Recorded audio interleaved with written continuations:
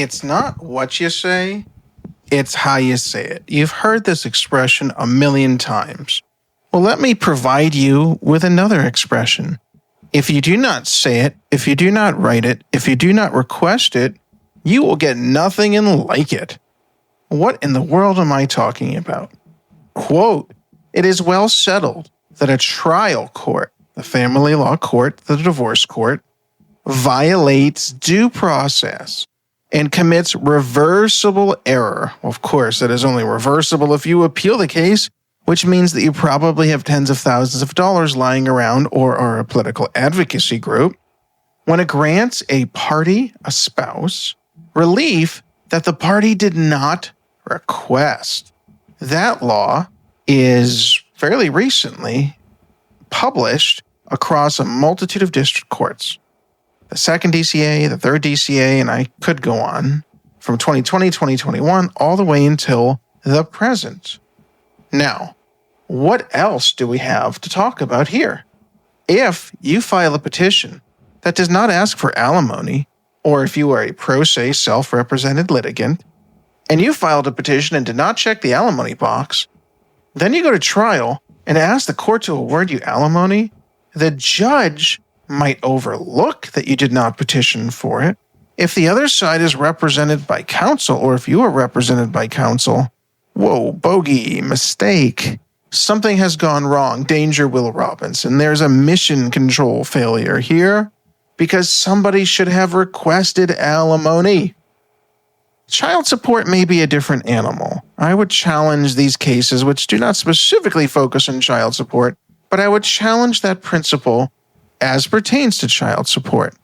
Because child support is statutory. Child support is mandatory. Child support is going to be ordered in your family law case if you have minor children, whether you petitioned for it or not, though you certainly should have petitioned for it. And it is a terrible error not to do so. But then again, some of you folks are practicing law based upon Google AI searches and Mr. ChatGPT, with or without any actual acknowledgement of the fact that you're not legally trained and you've never necessarily been in a courtroom before. And this is certainly an ongoing and an ever-increasing problem. Let's continue with the case law holding. Due process requires affording parties a meaningful opportunity to be heard, as well as the right to be informed of all evidence upon which an issue is to be decided, with the right to examine, explain, or rebut such evidence. Well, okay, there you have it.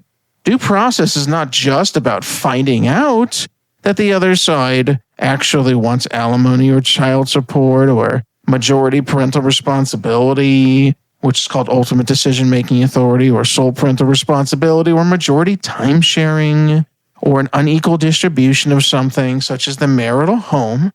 In fact, due process relies on the fact that you should be afforded the opportunity to have evidence presented against you, whether you want to or not, and then the right to rebut or argue against that evidence to convince the trier of fact that a different outcome should be arrived upon by the court.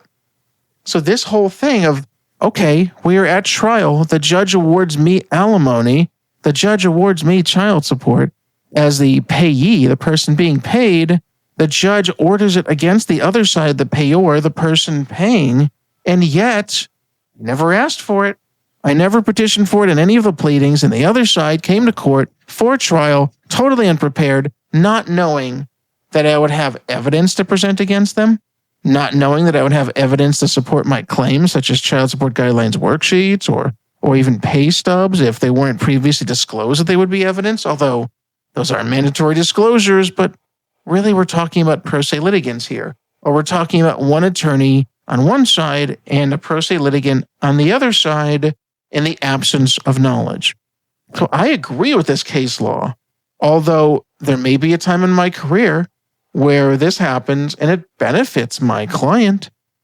Usually, if not all of the time, I imagine and I believe that I'm thorough and well prepared, and that I provide the other party due process because I actually believe in the law. I actually believe in fairness, and I'm not interested in winning cases by hook or by crook.